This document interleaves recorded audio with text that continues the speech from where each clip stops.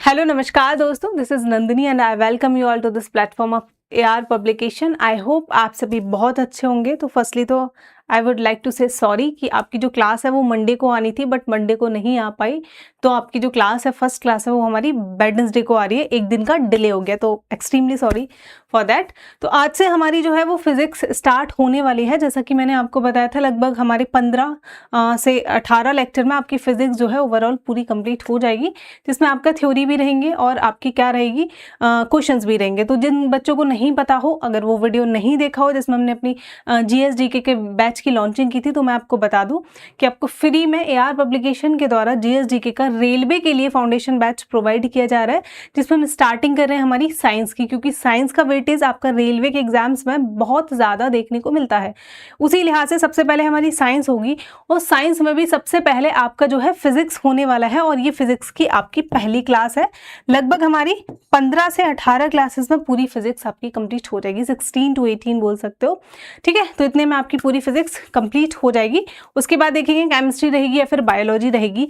और हो सकता है अगर आपका बहुत अच्छा सपोर्ट रहा, ठीक है, वीडियोस को ज़्यादा से ज़्यादा शेयर करोगे, ज़्यादा से ज़्यादा बच्चे देखेंगे, उसके बाद हम इसके पैरेलल ही आपकी जो अदर ह्यूमैनिटी सब्जेक्ट है, हिस्ट्री, ज्योग्राफी, पॉलिटी, उनको भी हम स्टार्ट कर सकते हैं। ठीक है, तो आइए स्टार्ट करते हैं। हमारी आपका जो पहला चैप्टर है फिजिक्स का, तो वो है हमारा यूनिट्स एंड डायमेंशंस। ठीक है, क्या है यूनिट्स एंड डायमेंशन? सबसे पहले हम यही पढ़ेंगे, क्योंकि पूरी फिजिक्स में आप बात करोगे, कहीं फॉर्मूलाज में कहीं मीटर आ रहा है, कहीं लेंथ आ रही है, तो सबसे पहले हम देखेंगे ये यूनिट्स क्या है, क्वांटिटीज क्या होती हैं, डायमेंशंस क्या है। ठीक है, तो बेसिक जो आपका फाउंडेशन है वो इस चैप्टर से बनेगा, और यहाँ से क्वेश्चन भी देखने को मिलते हैं। वो पूछ लेगा कि 7 हमारी फंडामेंटल क्वांटिटीज होती हैं, इनमें से कौन सी नहीं है। ठीक है, ऐसे बहुत सारे हमारे क्वेश्चंस यहाँ से देखने को मिलते हैं। तो I hope you all are ready. सबसे पहले तो बात कर लेंगे हमारी भौतिकी क्या है, आपकी फिजिक्स होती क्या है, बताओ क्या बोलोगे। तो फिजिक्स की बात करेंगे तो ये हमारा जो आपके प्रकृति के मूलभूत जो सिद्धांत है, नेचुरल जो फिनोमिना है हमारी नेचर के, नेचुरल फिनोमिनास, उनको ही स्टडी करने को हम क्या है, फिजिक्स बोलते हैं। लेकिन ये जितनी सिंपल है डेफिनेशन में, उतना ही कहीं ब्रॉड ये सब्जेक्ट हो जाता है। तो ये एक छोटी सी डेफिनेशन है जिसको हम बात कर सकते हैं। ठीक है, जैसे हमारा मोशन क्या है, ये एक नेचुरल फिनोमिना तो है कि आप गति कर रहे हो, मूवमेंट कर रहे हो, लेकिन फिजिक्स में जब मोशन की बात करोगे तो हम इसकी पूरा एकदम से परतों को खोल के पढ़ते हैं। क्या है मोशन, रेस्ट क्या होता है, कितने प्रकार के मोशन होते हैं, सारे सेम बल क्या होता है, तापमान, प्रकाश की बात करेंगे, द्रव्यमान, ऊर्जा। तो ये सारी की सारी चीजें जो है हम देखते हैं। प्राकृतिक घटनाओं और उनके परस्पर संबंधों के बारे में बात करना या पढ़ाई करना, वही हमारा क्या है, आपका फिजिक्स, भौतिकी कहलाता है। ठीक है, नाम से ही समझ में आ रहा है, भौतिकी। अब आ जाते हैं हमारे पहले चैप्टर पे, यूनिट्स एंड डायमेंशंस। अब इस चैप्टर को शुरू करने से पहले मैं एक आपको हाइपोथेटिकल सिचुएशन देती हूँ। जैसे आप सब बच्चे हो, बच्चों अभी भी बड़े हो गए, तब भी इनफैक्ट आपकी मम्मी ने क्या है, किसी बच्चे की मम्मी ने बोलूँ तो एक बच्चे को बोला कि जाओ सुबह सुबह आप दुकान पे जाके क्या चीनी ले आओ, क्योंकि चाय बनानी है, सबके घरों में चाय बनती है सुबह सुबह। ठीक है, तो अब उसको बोला, उसको मम्मी ने क्या बोला, एक बोला बस।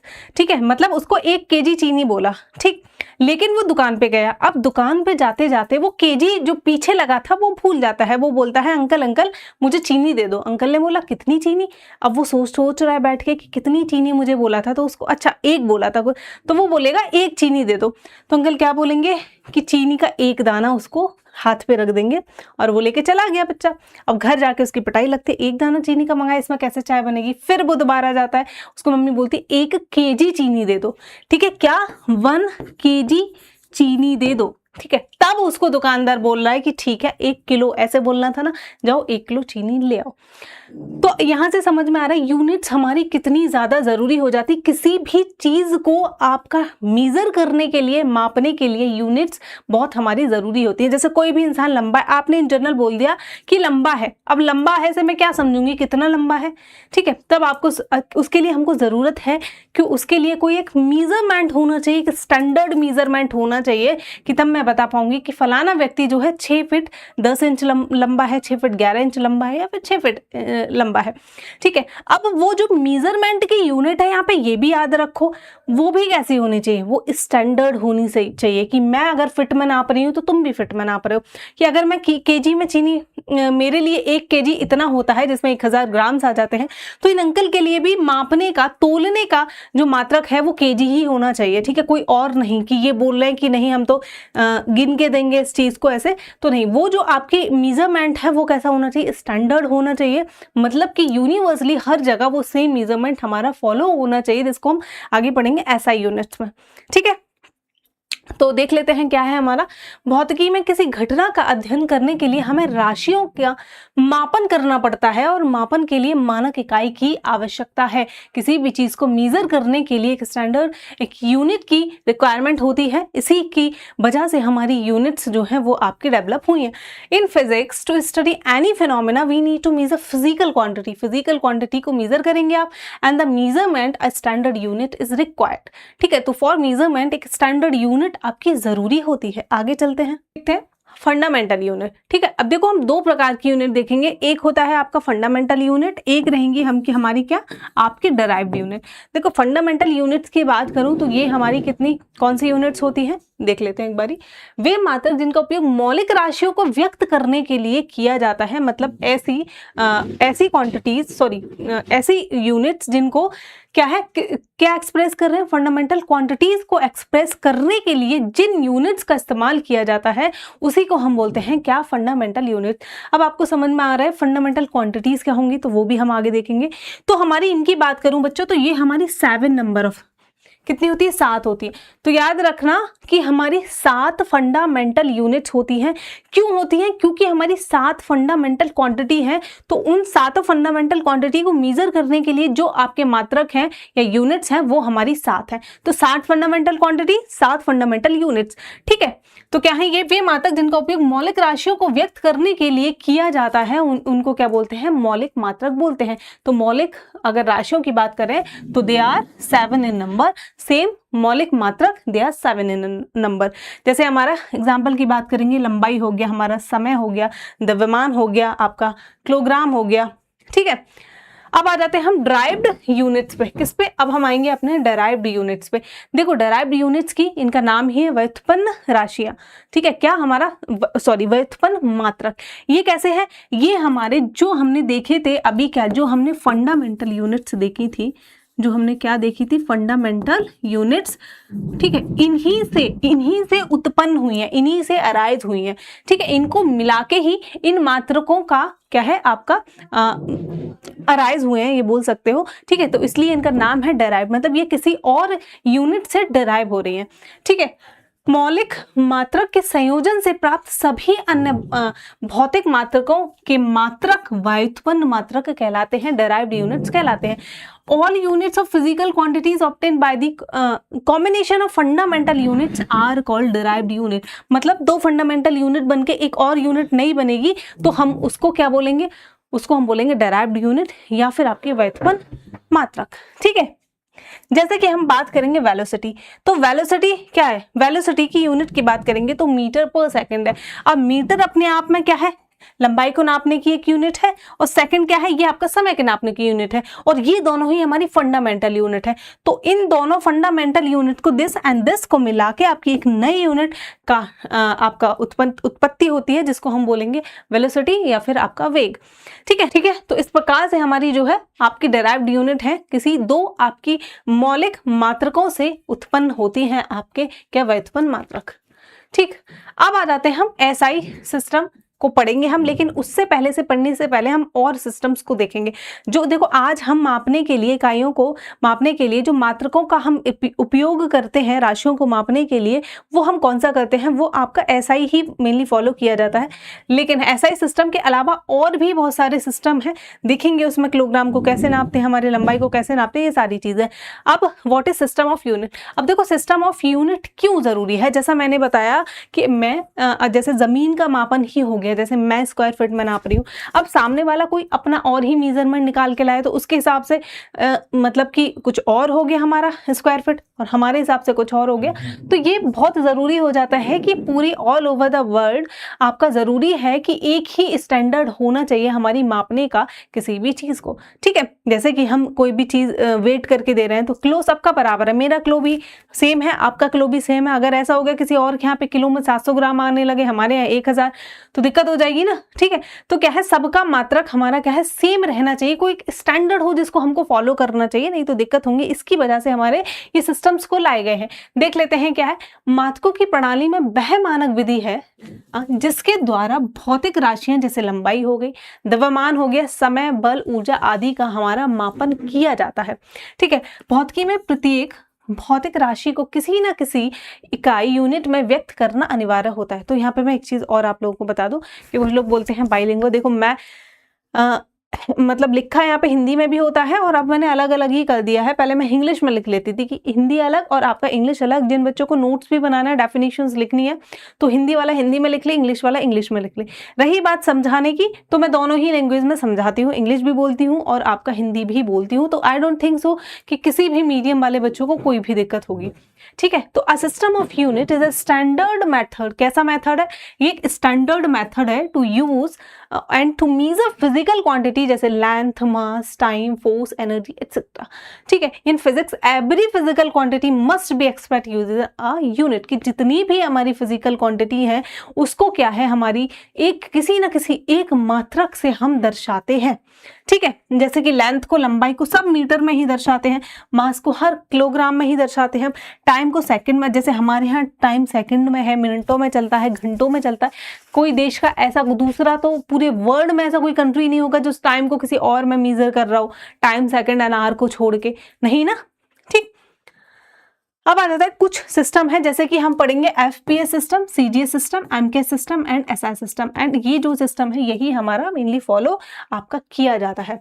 अब एफपीएस सिस्टम की बात करेंगे, एफपीएस प्रणाली, तो इसकी फुल फॉर्म है फुट पाउंड सेकंड सिस्टम, ठीक है। अब ये क्या, एफ और फुट, ये तो आगे होगा समझ में, ठीक है। अब इस सिस्टम के अंदर क्या होता है, हमारा एफपीएस सिस्टम के अंदर लेंथ को, लंबाई को फुट में नापते हैं। किसमें? लंबाई को फुट्स में नापेंगे, ठीक है। मास को ये लोग पाउंड में नापते हैं। इस सिस्टम के अकॉर्डिंग मास को जो है हमारा, द्रव्यमान को पाउंड में मापा जाता है, समय को आपके सेकंड्स में मापा जाता है, ठीक है।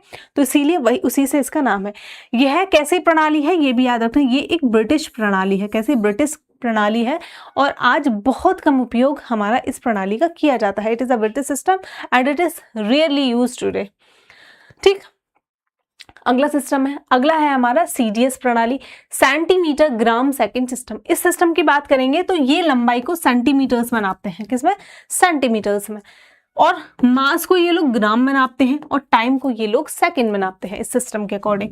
तो ये क्या है, ये छोटी राशियों के मापन में इसका उपयोग किया जाता है। जैसे कोई चीज़ है फिट में नहीं नाप सकते तो कि 1 सेंटीमीटर 2 सेंटीमीटर, वो जो स्केल आता है हमारा छोटा सा, बचपन में सबके पास रहा होगा, ज्योमेट्री बॉक्सेस में जो निकलता था ट्रांसपेरेंट, ठीक है। तो वो सेंटीमीटर्स उस पर बने हुए होते हैं, ठीक है। तो छोटी किसी चीज को मेजर करना है, समय को बहुत माइन्यूटली मेजर करना है तो उसके लिए इस्तेमाल करेंगे। सेम अगर मास को, जैसे सोना वगैरह अगर आप तोल रहे हो तो उससे भी, खैर वो तो उससे भी कम में, ग्राम से कम में, ग्राम भी बहुत ज्यादा हो गया, उससे भी कम में हमारा मेजर किया जाता है, ठीक है। रत्ती भी चलता है ना सोने में, रत्ती, जैसे 10 ग्राम में हमारा 1 तोला हो गया, ठीक है, 1 ग्राम हो गया। 1 ग्राम के नीचे चला जाता है हमारा रत्ती, इन लोकल लैंग्वेज रत्ती बोलते हैं, कि 4 ग्राम 2 रत्ती 3 रत्ती, ठीक है। अब आ जाते हैं हम एमकेएस प्रणाली पे, मीटर किलोग्राम सेकंड सिस्टम। इस सिस्टम में क्या था, लंबाई को ये लोग मीटर में नाप रहे हैं, ठीक है। देखो नाम में ही लिखा हुआ है, मास को किलोग्राम में एमकेएस, टाइम को हमारा सेकंड में, क्या है हमारा, टाइम को ये लोग सेकंड्स में मापते थे, ठीक है। तो यहीं से जो है, यही जो सिस्टम था उसके बाद हम यही जो सिस्टम है वो बेस बनता है कि हम बाद में एसआई सिस्टम को लेकर आते हैं, ठीक है। एसआई सिस्टम, अब SI system international system of unit, internationally यही यूनिट्स को हम फॉलो करते हैं, अंतरराष्ट्रीय स्तर पर इसको स्वीकृत किया गया, यूनिवर्सली एक्सेप्टेड सिस्टम हमारा, और साथ ही मॉडर्न सिस्टम भी है। ठीक है, अब देख लेते हैं। अब इसमें 7 कितनी है, 7 क्वांटिटीज आपको देखने को मिलेंगी। क्या 7 फंडामेंटल क्वांटिटीज एसआई के सिस्टम के अंदर देखने को मिलती हैं। कौन कौन सी? सबसे पहले तो एक लंबाई हो गई। ठीक है, लंबाई का मात्रक है हमारा मीटर, जिसको स्मॉल m से डिनोट करते हैं। द्रव्यमान दूसरा है, जिसको किलोग्राम में डिनोट करेंगे, केजी में। ठीक, समय की बात करेंगे तो समय को सेकंड्स में डिनोट करते हैं अंडर एसआई सिस्टम। विद्युत धारा इलेक्ट्रिक करंट को किसमें हम, एक सेकंड, एम्पियर में। ठीक है, ये यहाँ पे कैसे लिख गया, एम्पियर में, किसमें, एम्पियर में। ठीक है, तो ये हमारा ए से डिनोट करेंगे, वो गलत है। फिर आता है हमारा तापमान। तो तापमान को आप किसमें, टेम्परेचर को केल्विन में मापते हो। पदार्थ की मात्रा, अमाउंट ऑफ सब्सटेंस को मोल में हम नापते हैं। ठीक है, मोल में हम नापते हैं। और इसको किससे डिनोट करते हैं, एक सेकंड, ये गलत है यहाँ पे, इसको मोल हो जाएगा यहाँ पे। ठीक है, एक तो मैं ये डॉक्टरों वाली राइटिंग लिखती हूँ। ठीक है, कोई नहीं, क्लियर लिखेंगे। ठीक है, और फिर आता है हमारा ज्योति तीव्रता, यानी कि ल्यूमिनस इंटेंसिटी की बात करेंगे तो इसको कैडेला में नापते हैं, और ये हमारा गलत है। यहाँ पे आप क्या कर लोगे, आपका CD कर लोगे। ठीक है, इसको कैडेला में नापते हैं हमारा। आगे समझ? ठीक है, ओके। अब कुछ ये कंपैरिजन है, देख सकते हो हाँ, कि एफपीएस सिस्टम में हम लंबाई को फुट में नाप रहे थे, मास को पाउंड में नाप रहे थे, टाइम को सेकंड में नाप रहे थे। सीजीएस में सेंटीमीटर में नाप रहे थे लंबाई को, मास को ग्राम में नाप रहे थे, टाइम को सेकंड में नाप रहे थे। एमकेएस में मीटर में नाप रहे थे लंबाई को, मास को किलोग्राम में, और टाइम को सेकंड में। एसआई में मीटर, किलोग्राम, सेकंड। अगर नोट्स बना रहे हो तो ये वाली टेबल इंक्लूड करने ला, बाकी अलग से सिस्टम्स को लिखने की जरूरत नहीं है। इस टेबल में सारा का सारा हमारा समावेश है। ठीक है, ओके। देखो, अब हम यूनिट्स तो देख रहे थे, अब हम बात करेंगे कि फिजिकल क्वांटिटीज आपकी कौन कौन सी होती हैं, कैसी होती हैं, उनके प्रकार कितने होते हैं, ये सारी की सारी चीजें। तो भौतिक राशियों के बारे में बात करें, वे राशियां जिन्हें मापा जा सकता है और जिन्हें गणितीय रूप से व्यक्त किया जा सकता है, उन्हें हम भौतिक राशियां बोलते हैं। इनका उपयोग किसी भौतिक घटना या किसी वस्तु के गुणों का वर्णन करने के लिए किया जाता है। तो वही हमारे फिजिकल क्वांटिटीज है। वैसे इसको हम देख कर आ चुके हैं। अब देखो, फिजिकल क्वांटिटीज को हम जो है क्या है, कैटेगराइज हमने कर रखा है। एक तो डायरेक्शन के बेस पे, ठीक है, दिशा के आधार पे, और एक हमारा डायरेक्शन बोल सकते हो, फिर नेचर भी बोल सकते हो, उसके आधार पे। दूसरा है हमारा स्टैंडर्डाइजेशन के आधार पे। तो सबसे पहले हम ये वाला देखेंगे। ठीक है, इसके आधार पे हमने 3 कैटेगरी में आपकी भौतिक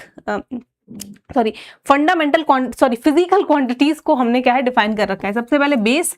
ठीक है, ये है आपकी बेस क्वांटिटीज, ये है हमारी सप्लीमेंट्री क्वांटिटीज, और ये है हमारी डिराइव्ड क्वांटिटीज। ठीक है, उसके बाद बेस्ड ऑन नेचर की बात करेंगे तो एक स्केलर है, मतलब सदिश राशियां हो जाएंगी, एक हमारी अदिश राशियां हो जाएंगी। ठीक है, अब बेस यूनिट्स की बात करें तो फिजिक्स में अगर हम बेस यूनिट्स की बात करेंगे तो वो हमारी 7 बेस यूनिट्स होते हैं। अभी इस टेबल में देखकर आए हो ना, ठीक है, ये वाला जो टेबल है, तो ये सारी की सारी हमारी 7 है। ठीक है, तो हमारी कितनी है, आपकी 7 बेस यूनिट्स हैं। 7 बेस यूनिट्स हैं, यानी कि हमारी 7 बेस आपकी क्या है, आपकी राशियां हैं। 7 मूल राशियां हैं। कितनी? 7 हमारी मूल राशियां हैं। 7 हमारी मूल राशियां होती हैं।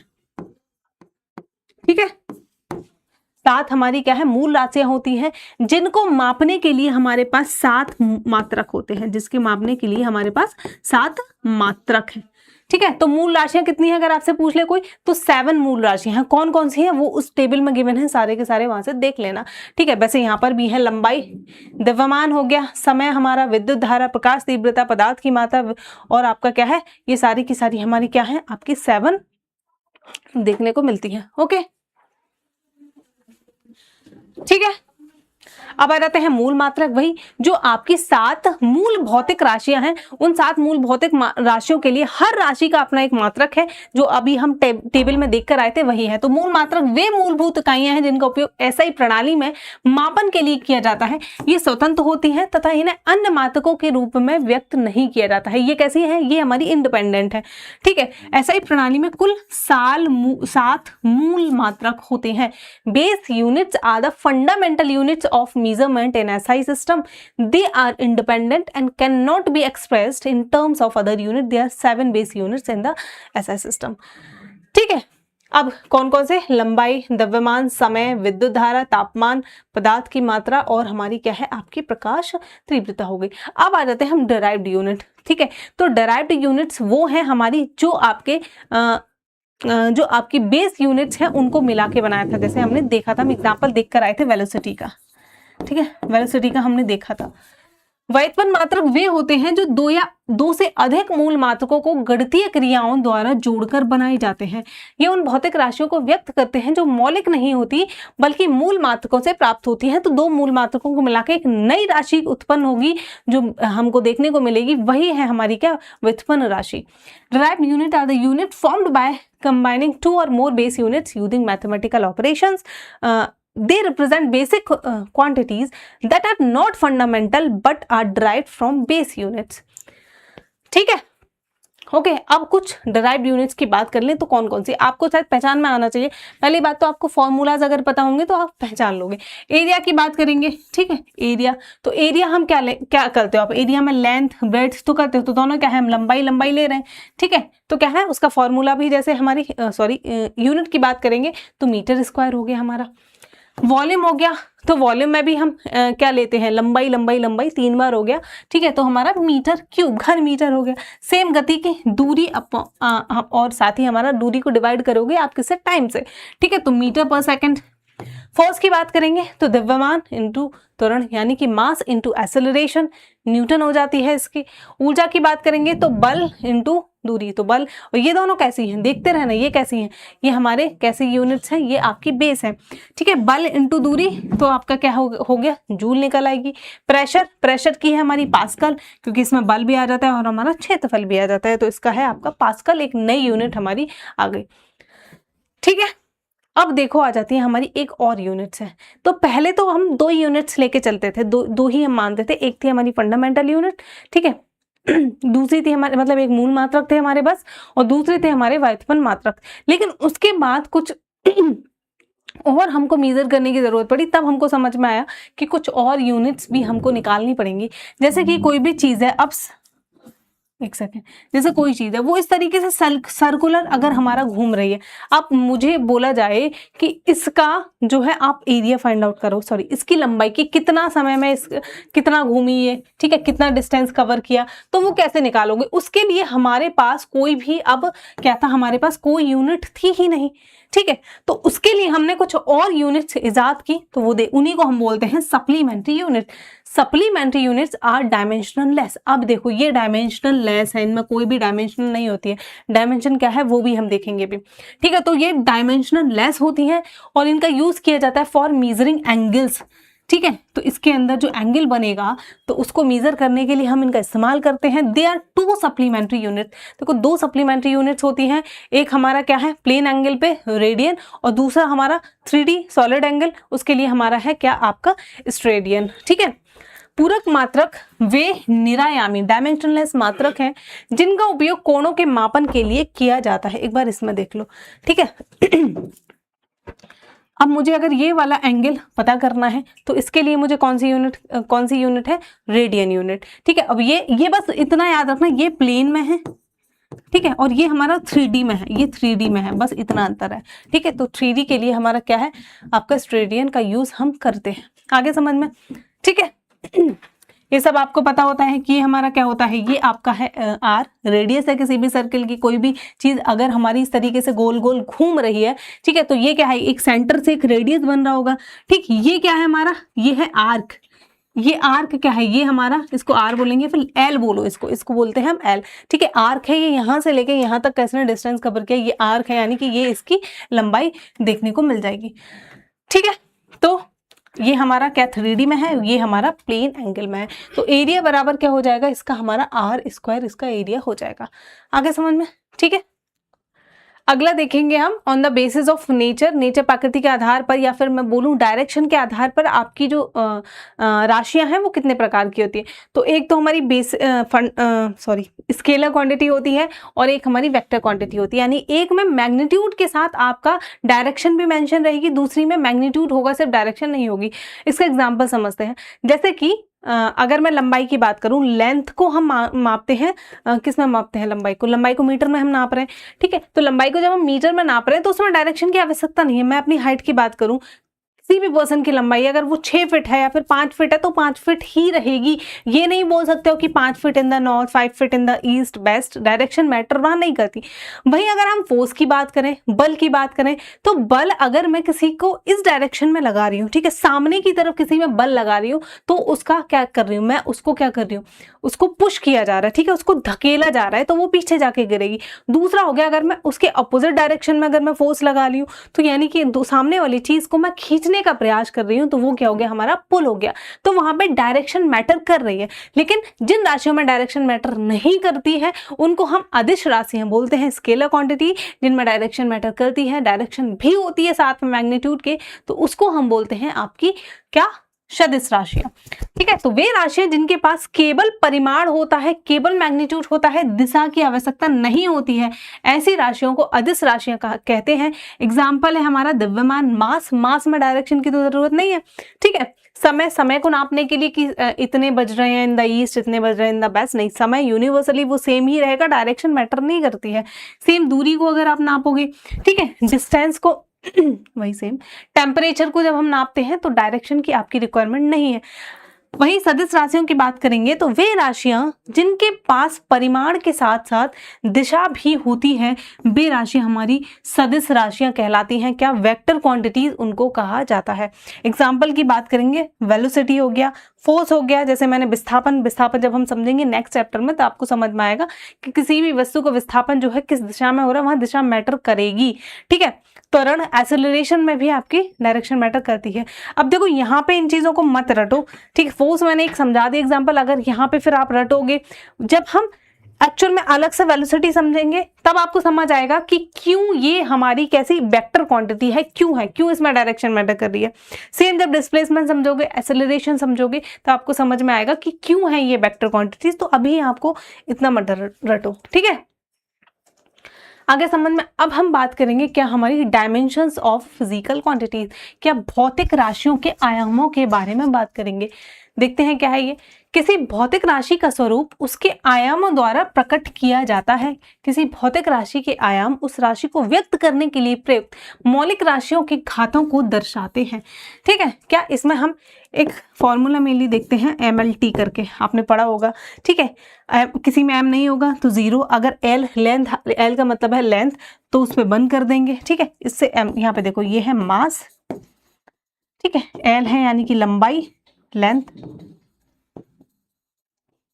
और T से क्या है हमारा? टाइम, ठीक है। तो इस फॉर्म में मतलब इन तीनों को मिला के ही हम क्या है आपके डायमेंशनल फॉर्मूलाज बनाते हैं आपके, ठीक। जिसमें M नहीं होगा तो M पे 0 आ जाएगा, L होगा एक बार ही होगा तो L को सिर्फ L भी लिख सकते हो, फिर उसके ऊपर 1 भी लगा सकते हो। अगर वो नेगेटिव हो गया अपॉन में, वो फॉर्मूला से निकलते हैं कैसे, तो माइनस भी लगेगा। टाइम से, टाइम अगर आपका पॉजिटिव भी हो सकता है, नेगेटिव भी हो सकता है। अगर वो अपॉन में है फॉर्मूला में तो वो आपका नेगेटिव हो जाएगा, ठीक है। 2 बार भी हो सकता है, 3 बार भी हो सकता है, तो उतना ही इसमें नंबर आपके लगने शुरू हो जाते हैं। The nature of physical quantities is expressed in the dimension. किसी भी हमारी फिजिकल क्वांटिटी का क्या नेचर है उसको हम डायमेंशन के थ्रू एक्सप्रेस करते हैं, ठीक। The dimension of a physical quantity represent the power of the fundamental quantity used to express it, ठीक है। तो इन पे हम पावर को लगा के उसको एक्सप्रेस करते हैं। आगे देखो, यदि कोई राशि लंबाई L, द्रव्यमान मास और समय T पर निर्भर करती है तो उस राशि का आयाम होगा हमारा MALVTC। ये क्या है? ये उसकी पावर्स है, ठीक है। जैसे मैंने भी बताया MLT 3 को हम लेते हैं, 3 डायमेंशंस के रूप में इसको देखते हैं, जहां ABC, ठीक है, ये क्या है? ABC, बस इतना है। यहाँ ABC उस राशि के घातांक होते हैं। क्या है? उस राशि के घातांक है। That is if a quantity depends on the length, mass and time. मतलब कोई भी फिजिकल क्वांटिटी है वो मास पे भी डिपेंड है, वो लेंथ पे भी डिपेंड है, वो टाइम पे डिपेंड है, या फिर किसी एक पे डिपेंड है, या फिर किसी तीनों पे ही डिपेंड नहीं है, या तीनों पे है, तो वो उसके डायमेंशनल फॉर्मूला को देख के आप पता कर सकते हो, ठीक है। And then its dimensions are written in the form of, ये हमने देख लिया। अब आगे देखो, अब कुछ हम डायमेंशंस की बात करेंगे। जैसे एक एग्जांपल लेके मैं आपको समझाती हूँ। स्पीड का निकालते हैं, ठीक है। स्पीड, स्पीड को आप कैसे नापते हो? स्पीड को क्या, डिस्टेंस अपॉन टाइम, ठीक है, डिस्टेंस अपॉन टाइम, ऐसे ही तो नापते हैं ना। अब देखो इसमें क्या है, डिस्टेंस आया, डिस्टेंस को किस में नापते हैं हम? लेंथ, एल हो गया, प्लस हो गया हमारा टाइम, टी हो गया। अब ये इसमें देखो आप, कहीं भी एम की बात आई, कहीं भी मास की बात हुई नहीं, तो इसका जो फॉर्मूला बनेगा वो मास एम तो 0 हो गया, एल पे आप 1 लगा दोगे, प्लस आ गया टी। अब ये जो टी है अपॉन में है, जब ये ऊपर जाएगा तो ये माइनस में हो जाएगा, तो टी माइनस 1, तो इसका फॉर्मूला बनेगा m0 L1 और t माइनस 1। अगर ये m0 है इसको हटा भी सकते हो, L1 t माइनस 1 भी कर सकते हो, ठीक है। ओके, वही कुछ फॉर्मूलाज हैं उनको हम देख लेते हैं। जैसे एरिया की बात करेंगे तो मीटर स्क्वायर, ये क्या है, लंबाई है, एल 2 बार आ रहा है तो सेम उसका फॉर्मूला हो जाएगा एल स्क्वायर। एम 0 है, इसमें टी भी 0 है, जो 0 है ही नहीं उनको एक्सप्रेस ही मत करो, मत लिखो तो भी काम चल जाएगा। अगर आप चाह रहे हो लिखना तो इसका ये भी हो सकता है क्या, m0 L2 t0, ये ऐसे भी लिख सकते हो, बट बेटर वे है कि आप जो है एल स्क्वायर ही इसको कर दो। वॉल्यूम की बात करेंगे तो इसमें क्या है, मीटर क्यूब L3 हो गया। स्पीड में क्या है, मीटर पर सेकंड, ठीक है, वही मैंने बताया, इसको आप ऐसे भी लिख सकते हो, t माइनस 1 हो गया, m है नहीं तो m0 है, और l क्या है, 1 है, पॉजिटिव का 1 है तो सिंपल l लिख दो, उसमें मत भी लिखो तो भी चलेगा, इतना तो पता ही होता है आपको, ठीक है। जिसके ऊपर कोई भी पावर नहीं लगी है तो क्या है, उसकी पावर 1 ही होती है। वेलोसिटी की बात करेंगे तो मीटर पर second l t minus 1।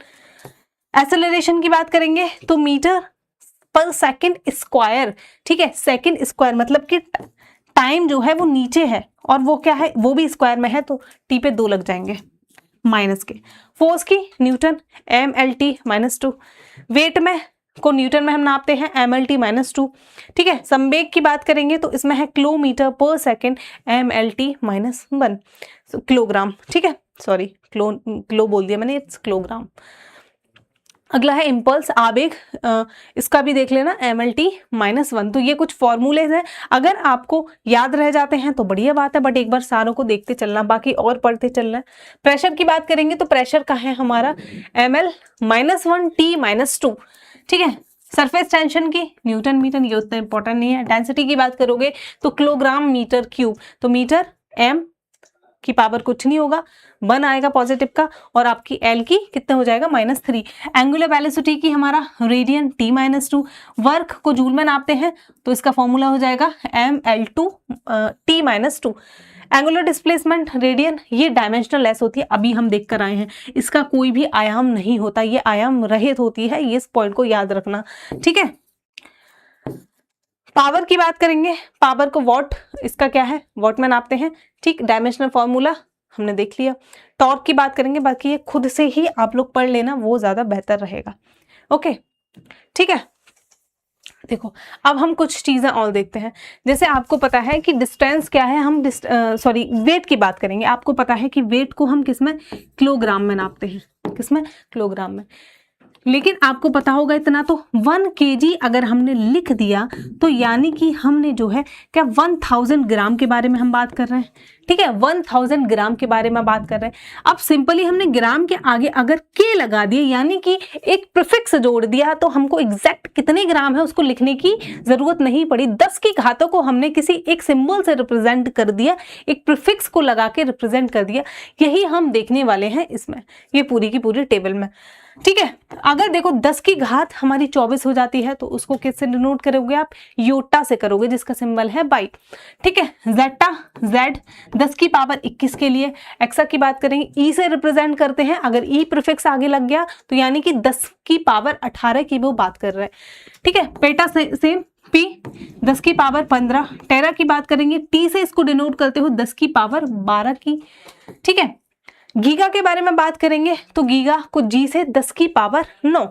Mega के बारे में बात करोगे तो एम 10 की पावर 6। किलो के बारे में बात करते हैं तो 10 की पावर कितना, 3, ठीक है। क्या 10 की पावर हमारा 3 किलो, के लगा दोगे आप आगे। हेक्टो के बारे में बात करोगे तो हेक्टो है हमारा h 10 की पावर 2।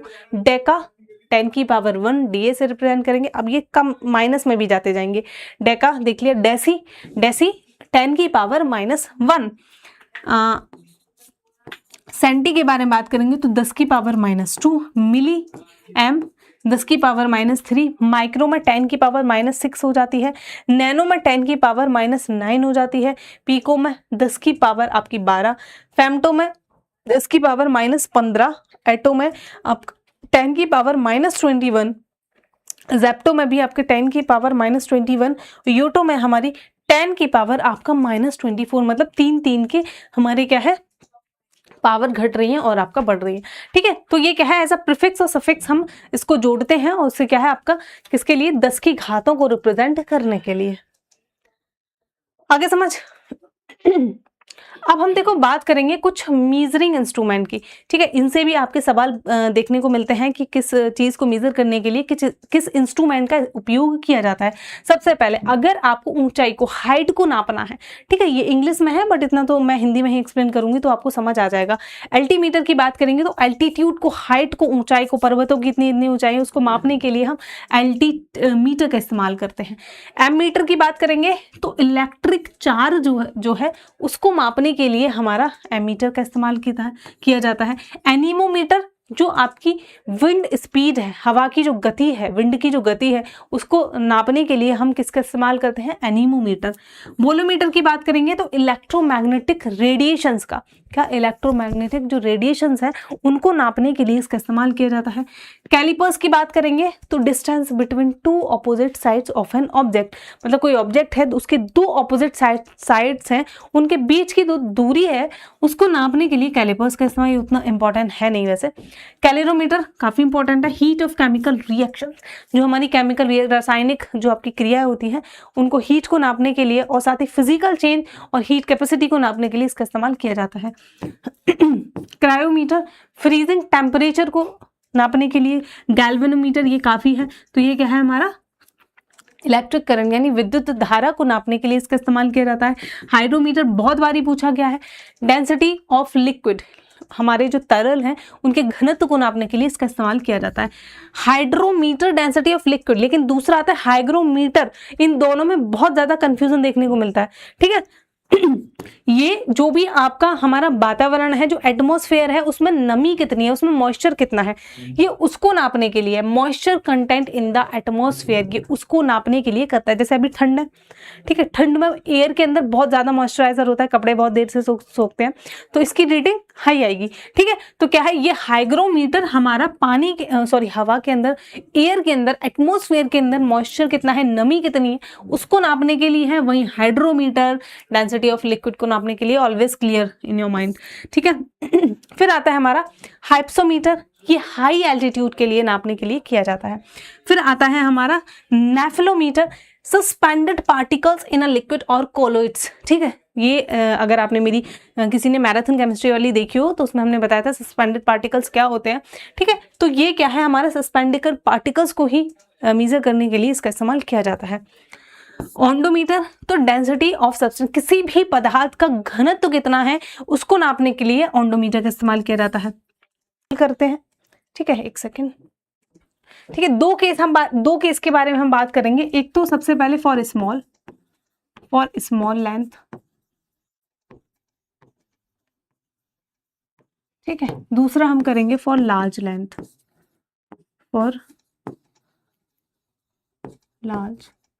लेंथ, जैसे आपको पता है कि एटम हो गया, हमारा मॉलिक्यूल हो गए, बहुत छोटे छोटे हैं। अगर मैं इनसे आपको बोलूं कि इनकी लंबाई पता करो, इनका रेडियस पता करो, तो उसके लिए आप जिन यूनिट्स का इस्तेमाल करोगे यानी कि बहुत ही छोटी लेंथ के लिए, तो उसमें क्या हम इस्तेमाल करते हैं, ये जैसे फॉर एग्जाम्पल मैंने एटम बता ही दिया। ठीक है, मॉलिक्यूल हो गया, तो वो क्या, एक तो हमारा होता है फर्मी और एक होता है हमारा एंगस्ट्रॉम। ठीक है, तो क्या हम देखेंगे यहाँ पे, एक तो हो गया फर्मी, एक हो गया हमारा एंगस्ट्रॉम, ये तो आपने सुना भी होगा। ठीक है, अब इसके अंदर कितने होते हैं, वन फर्मी के अंदर कितने मीटर आते हैं, क्योंकि हम जो लंबाई को नापते हैं वो तो मीटर में नापते हैं ना, जो फंडामेंटल यूनिट है लंबाई को नापने की वो तो हमारी मीटर ही है ना। तो वन फर्मी के अंदर आपके कितने मीटर होते हैं, वन एंगस्ट्रॉम के अंदर हमारे कितने मीटर होते हैं, तो ये देख लो, इसके अंदर होते हैं हमारा 10 की पावर -15 मीटर, एंगस्ट्रॉम के अंदर आ जाते हैं हमारे 10 की पावर -10 मीटर। ठीक है, वैसे हमने ये शायद टेबल में भी हमारे ये आए थे। अब दूसरा हमारा हो जाता है कि बहुत ही लंबे, कोई बहुत ही दूरी पे आपका ऑब्जेक्ट है, उसकी अगर आप डिस्टेंस को मेजर करोगे तो उसके लिए हम क्या इस्तेमाल करते हैं, ठीक है, बहुत ही मतलब दूर ऑब्जेक्ट है, जैसे आपने सुना होगा लाइट ईयर की, इतनी लाइट ईयर डिस्टेंस है, या आपने एक और सुना होगा AU करके, एस्ट्रोनॉमिकल यूनिट सुना ही होगा आपने, ठीक है। तो उसमें हम देखते हैं उसके अंदर कितने मीटर आते हैं, ऑब्वियसली बहुत मीटर आएंगे क्योंकि बहुत लंबी डिस्टेंस है, ठीक है। तो सबसे पहले हम लिखेंगे 1 लाइट ईयर,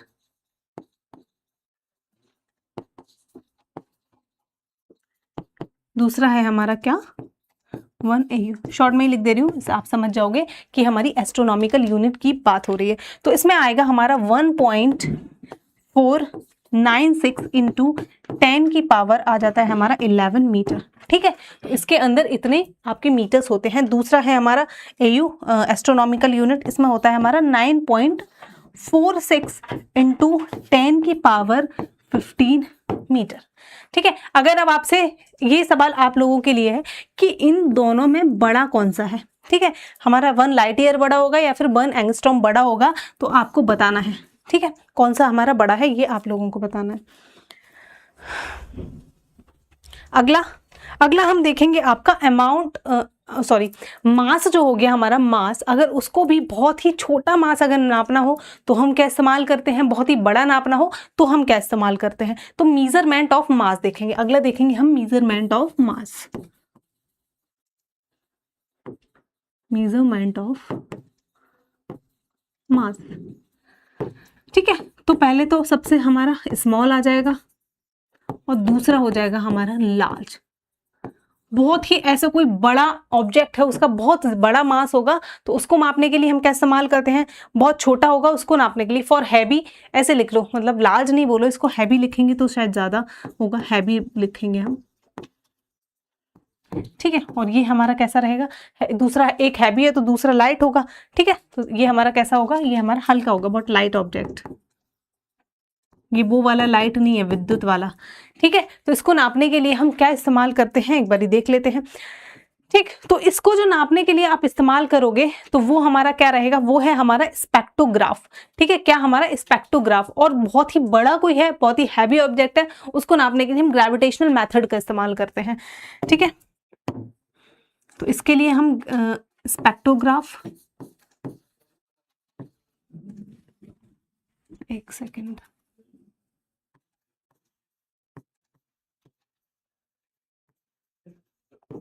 ठीक है, और इसके लिए हम इस्तेमाल करते हैं ग्रेविटेशनल मेथड,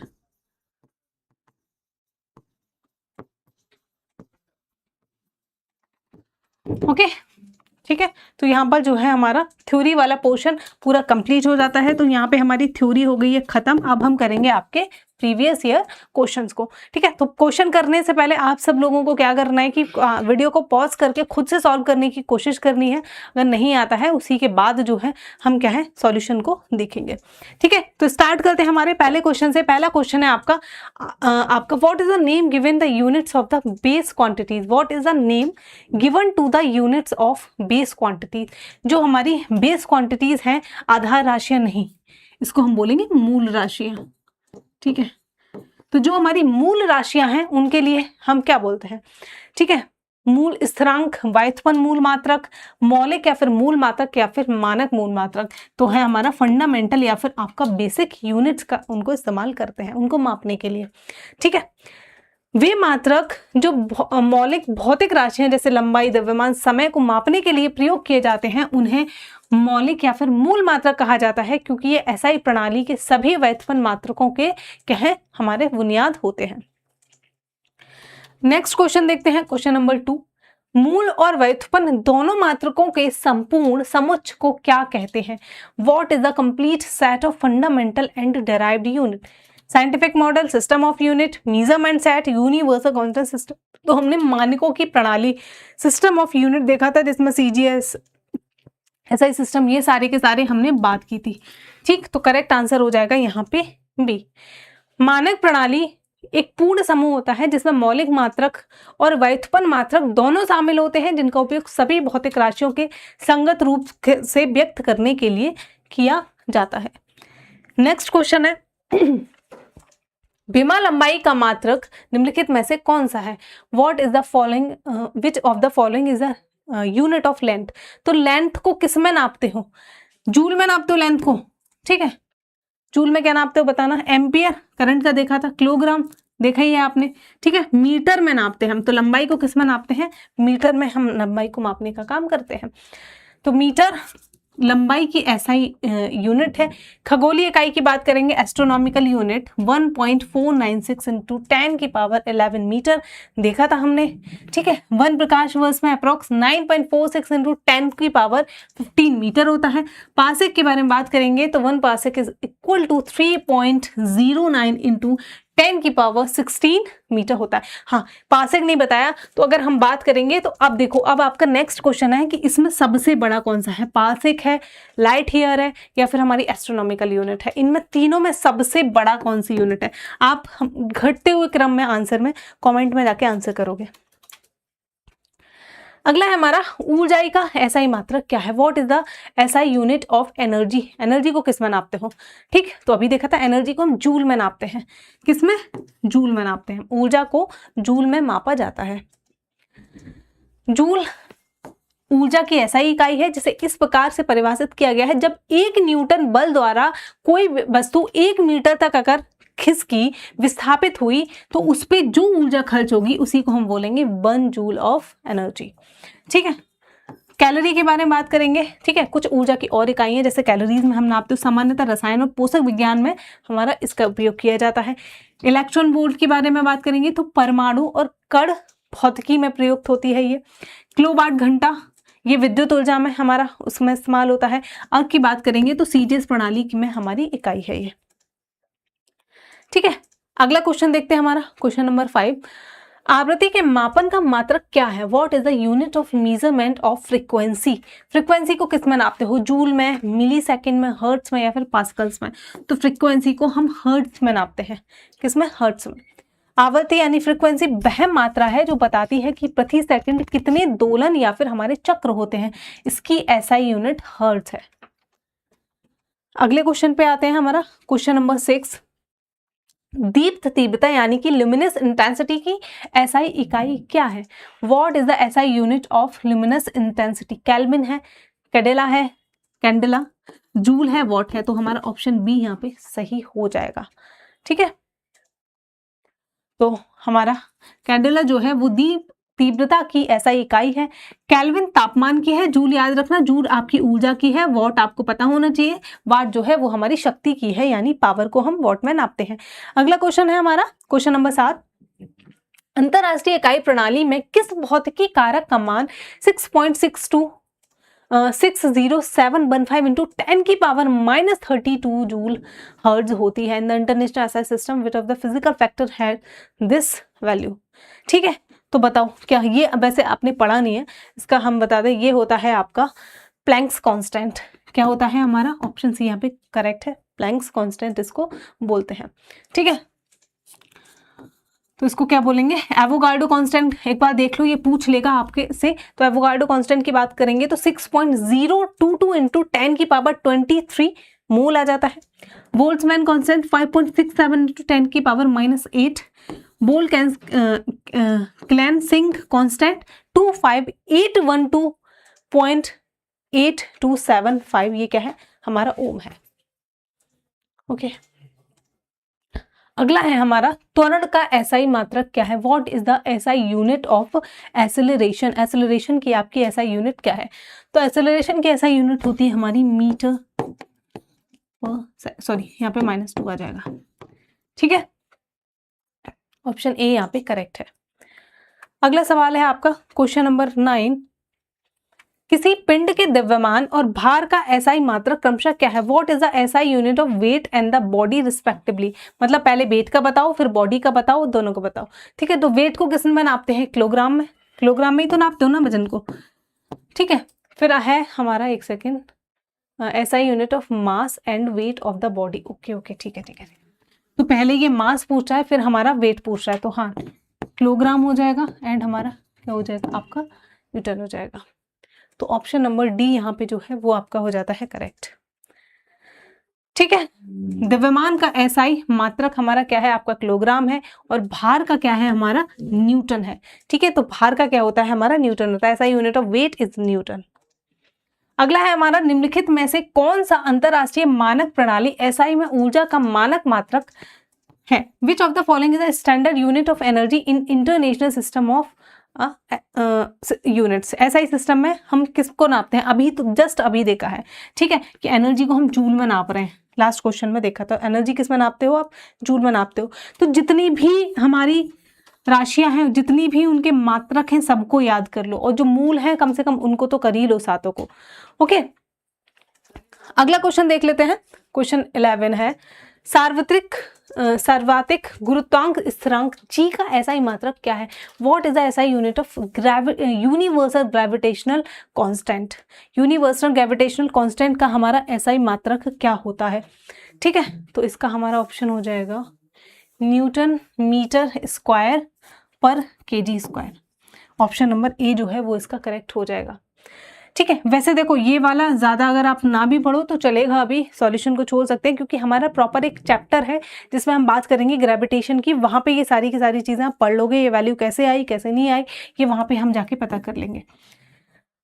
ठीक, अगला क्वेश्चन देखते हैं। निम्नलिखित में से क्या विकृति से संबंधित है? फिर से पूछ रहा है ये कि which of the following is related to strain. Strain से क्या संबंधित है? वेक्टर है, आपका रेखापुंज है, आयाम रहित है, या फिर अदिश। तो ये क्या होता है? ये हमारा डायमेंशन लेस होता है। ठीक है, भी बताया मैंने कि मतलब जो है कोई भी चीज़ है, कोई स्प्रिंग है फॉर एग्जांपल, अब आपने उसको क्या है खींच दिया, या फिर उसको कंप्रेस कर दिया, उसको छोटा कर दिया, तो वो क्या हुआ? वो हमारा एक प्रकार का उसमें स्ट्रेन आ गया, यानी कि आपने उसकी जो शेप है उसको आपने चेंज कर दिया। ओके, ठीक है, इसमें क्या है, ऐसे डिनोट, जैसे ये ऐसे था पहले, ये इसकी मूल लंबाई थी, उसके बाद ये जो हो गया, ये विकृति होने के बाद लंबाई है, आपने इसको दबा दिया तो ये पास पास आ गए स्प्रिंग। ठीक है, तो इसको हम क्या है डेल्टा से डिनोट करते हैं कि जो उसकी लंबाई है उसमें जो है चेंज आया। विकृति को वस्तु की लंबाई में परिवर्तन और मूल लंबाई के अनुपात के रूप में परिभाषित किया जाता है। ठीक है, तो डेल्टा एल अपॉन एल, जहाँ डेल्टा एल जो है वो लंबाई में परिवर्तन है और एल जो है हमारा मूल लंबाई देखने को मिलता है। ठीक है, अगले क्वेश्चन पे चलते हैं। पॉइसो का समीकरण जिसका उपयोग अक्सर किसी पदार्थ के प्रत्यास्थ गुणों का वर्णन करने के लिए किया जाता है, किस ग्रीक अक्षर के द्वारा इसको दर्शाया जाता है? Poisson's ratio which is often used to describe the elastic property of a material is represented by which of the following Greek letter? तो किस ग्रीक लेटर से हम इसको जो है वो दर्शाते हैं, ये पूछ रहा है। ठीक है, तो इसको दर्शाते हैं हम न्यू के द्वारा। क्या? Nu, N U. Option C जो है वो यहाँ पे करेक्ट हो जाएगा। ठीक है, जिसका उपयोग, इसका उपयोग देख लिया हमने। थ्योरेटिकल वैल्यू की बात करेंगे तो इसकी -1 से लेकर 0.5 तक इसकी वैल्यू आ सकती है। प्रैक्टिकल वैल्यू हमेशा इसकी जो है 0 और 0.5 के बीच में ही आपको देखने को मिलेगी। ठीक, अगला क्वेश्चन देखते हैं। विद्युत आवेश की एसआई इकाई क्या है? What is the SI unit of electric charge? Electric charge की एसआई यूनिट क्या है? ओम है, हर्ट्ज है, एम्पियर है, या फिर हमारा कूलाम है, क्या होगी? ठीक है, तो इलेक्ट्रिक चार्ज को हम कूलाम में नापेंगे। ठीक है, इलेक्ट्रिक चार्ज को हम क्या है आपका कूलाम में नापेंगे। तो 14 का जो ऑप्शन डी है वो हमारा करेक्ट हो जाएगा। कूलाम विद्युत आवेश की इकाई है, ओम प्रतिरोध की इकाई है, एम्पियर विद्युत धारा की इकाई है। ठीक है, अगला देखते हैं। विद्युत चालक बल यानी कि इलेक्ट्रोमोटिव फोर्स ईएमएफ की इकाई क्या है? इलेक्ट्रोमोटिव फोर्स की इकाई हमारी क्या होगी? तो इलेक्ट्रोमोटिव फोर्स ईएमएफ को आप वोल्ट में नापते हो। किसमें? वोल्ट में आप इसको नापते हो। अगला क्वेश्चन है, लेंस की क्षमता एसआई मात्रक क्या है? जो आप लेंस पहनते हो, अभी गलती से मैंने निकाल दिया। ठीक है, तो उसका एसआई मात्रक क्या है? तो लेंस का डायप्टर में। किसमें? डायप्टर में। जो पावर होती है ना 1, 2, वो डायप्टर में होती है आपकी पावर लेंस की। अगला देखते हैं हम क्वेश्चन नंबर 17। ध्वनि तीव्रता का एसआई मात्रक निम्नलिखित में से कौन सा है? विच of the following is the SI unit of sound intensity? Sound intensity का क्या है? वॉट होगा, पास्कल हो गया, वॉट प्रति वर्ग मीटर हो गया, या फिर मीटर प्रति सेकंड हो गया। तो इसका आंसर हो जाएगा ऑप्शन सी, वॉट पर स्क्वायर मीटर। ठीक है, ध्वनि की तीव्रता एसआई इकाई वॉट प्रति वर्ग मीटर है, क्योंकि ध्वनि की तीव्रता को इकाई क्षेत्रफल पर ध्वनि तरंगों द्वारा ले जाए गए शक्ति के रूप में परिभाषित किया जाता है। ठीक है, डिटेल में इसको भी हम पढ़ेंगे जब हम बात करेंगे आपकी किसकी वेव्स की, उसमें साउंड वेव्स एक टॉपिक है, सब टॉपिक। अगला है एसआई मात्रक में व्यक्त करने पर आपका क्या रोंटगन, जिसको आर है, आर से डिनोट करते हैं, उसका मान क्या होगा। ठीक है, वैसे इसको हमने देखा नहीं था तो इसको हम कूलाम्स पर किलोग्राम में, पहले तो जहां भी लिखा होगा वही आंसर सही होगा, तो ऑप्शन सी इसमें सही है। 2.58 इंटू 10 की पावर -4 कूलाम प्रति किलोग्राम इसका वैल्यू होता है 1 आर का। ठीक है, और ये क्या नापता है एक बार देख लो। यह एसआई मात्रक उस विकिरण की मात्रा को मापता है जो मानक परिस्थितियों में 1 किलोग्राम सूखी हवा में 1 इलेक्ट्रोस्टैटिक चार्ज यूनिट उत्पन्न करती है। अगला है रेडियो धर्मिता का एसआई में 1 क्यूरी का मान कितना है। What is the value 1 curie in SI units of radio activity. तो रेडियो एक्टिविटी में बात करेंगे तो 1 curie is equal to 3.7 into 10 की पावर 8 डिसइंटीग्रेशन पर सेकेंड। ठीक है, इतने सेकंड में हमारा मतलब सॉरी 1 सेकंड में आपका इतना डिसइंटीग्रेशन देखने को मिलेगा। रेडियो एक्टिविटी जो हमारा होता है, ठीक है, क्षरण जब होता है, ठीक है, तो उसमें क्या है, आपके एटम्स जो है, न्यूक्लिया है, उनका उसका डिसइंटीग्रेशन ही तो होता है, तो पर सेकंड आपको इतना देखने को मिलेगा। ठीक है, 1 क्यूरी के अंदर। अगला क्वेश्चन देखेंगे, ये हमारा लास्ट क्वेश्चन आए थे। एसआई मात्रकों में व्यक्त करने पर 1 कैरेट का मान कितना होगा। What is the value 1 carat when expressed in the SI unit. 200 milligram, 1 gram, 100 milligram या फिर हमारा आपका 500 मिलीग्राम। तो इसमें होगा आपका 200 मिलीग्राम। ठीक है, तो 1 कैरेट द्रव्यमान एक इकाई है जिसका उपयोग आमतौर पर रत्नों के लिए, जो हमारे ज्वेल्स हो गए आपका, उसके लिए किया जाता है। परिभाषा के अनुसार 1 कैरेट बराबर 200 मिलीग्राम और 0.2 ग्राम आपका होता है। ठीक है, तो यहाँ पे हमारा फर्स्ट चैप्टर जो है पूरा खत्म हो गया। वैसे छोटा ही चैप्टर माना जाता है बट काफ़ी इंपॉर्टेंट है। जो बेसिक सवाल है, बेसिक सवाल जब आपसे पूछता है तो उसमें इस चैप्टर से सवाल ज़रूर पूछे जाते हैं। ठीक है, तो जहाँ जहाँ मैंने बताया है कि ये पॉइंट्स आपके इंपॉर्टेंट है, उनको एक बार ध्यान में रखते हुए चलिएगा। ठीक है, तो हमारा आज का जो क्लास है वो यहीं तक था।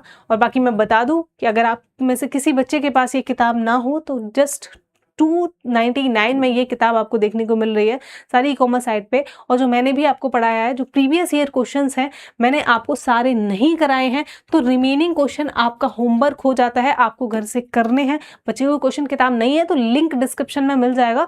ई-कॉमर्स साइट पे अभी ऑफर भी है, 299 में आप किताब परचेज कर सकते हो। पूरा का पूरा इसमें रेलवे की थ्योरी मिलती है, उसके बाद 1 लाइनर्स मिलेंगे, देन आपको प्रीवियस ईयर क्वेश्चन मिलेंगे। हर क्लास में ऐसा होगा। अगर आप ये क्लास देख रहे हो, किताब का होना बहुत ज़रूरी है, क्योंकि मैं सारे क्वेश्चन नहीं कराऊंगी प्रीवियस ईयर। ठीक, तो कुछ आपको सॉल्व करने हैं, कुछ आप यहाँ से करके जाओगे। ठीक है, और हमारा जो थ्योरी भी है, अगर आपको खुद से अब दोबारा सेल्फ रीड करना है तो जाके आप किताब से ही आपको पढ़नी है। बाकी ये जो PDF है ये आपको मिल जाएगी। ठीक है, और हाँ, जिन बच्चों ने भी टेलीग्राम चैनल अगर अभी तक ज्वाइन नहीं कराया है तो टेलीग्राम चैनल भी ज्वाइन कर लो, इसका भी लिंक डिस्क्रिप्शन में है। इस किताब की सॉरी इस जो लेक्चर है इसकी भी PDF आपको यहाँ पर मिल जाएगी, और कोई भी क्लासेस सबके नोटिफिकेशन यहाँ पे डल जाते हैं, तो टेलीग्राम चैनल ज्वाइन कर लेना। ठीक है, okay, so and I hope you like this lecture. पहला लेक्चर था हमारा, कैसा लगा अपना फीडबैक ज़रूर दीजिएगा, और क्या इंप्रूवमेंट चाहिए, क्या चीज़ें हैं, जो भी आपका फीडबैक हो, जो भी आपके विचार हो, उनको ज़रूर व्यक्त किए। We are open to hear each and every one of you.